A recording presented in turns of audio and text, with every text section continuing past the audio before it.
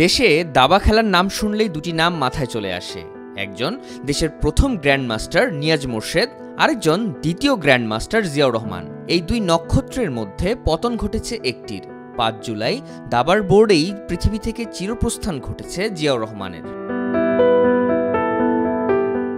জিয়াউর রহমানের বাবা পয়গামউদ্দিন আহমেদ ছিলেন ৭০-এর দশকের দাবারু, তাই স্বাভাবিকভাবেই দাবার নেশা রক্তেই মিশেছিল জিয়ার। তিনি দেশসেরা দাবারু হতে চলেছেন সেটির প্রমাণ দেন মাত্র ১৩ বছর বয়সেই।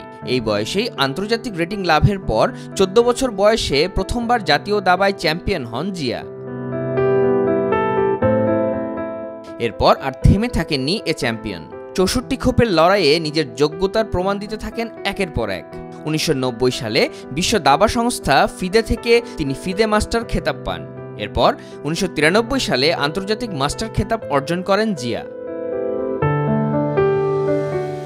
তবে তার ক্যারিয়ারের সবচেয়ে বড় সফলতা আসে ২০০২ সালে। নিয়াজ মোরশেদের পর দ্বিতীয় বাংলাদেশি হিসেবে গ্র্যান্ড মাস্টার খেতাব ঝুলিতে ভরেন তিনি। ২০০৫ সালে বাংলাদেশি দাবারুদের মধ্যে সর্বোচ্চ ২৫৭০ ফিদে রেটিং অর্জন করেছিলেন জিয়া। এছাড়া বাংলাদেশ গেমসেও চ্যাম্পিয়ন হয়েছিলেন এই গ্র্যান্ড মাস্টার। জাতীয় চ্যাম্পিয়নশিপে তিনি ছিলেন ধরাছোঁয়ার বাইরে। দেশের ৪ গ্র্যান্ড মাস্টার যেখানে সম্মিলিতভাবে ১৬ বার জাতীয় চ্যাম্পিয়নশিপ জিতেছেন, সেখানে জিয়া একাই জিতেছেন ১৪ বার। ২০১০ সালে কোচিংয়ে যোগ দেন তিনি। শুধু নিজেই দাবা পাগল ছিলেন না জিয়াউর রহমান, তার পরিবারের সদস্যরাও জড়িয়ে রয়েছে এই খেলাটির সঙ্গে। তার ছেলে তাহসিনও পেশাদার দাবারু।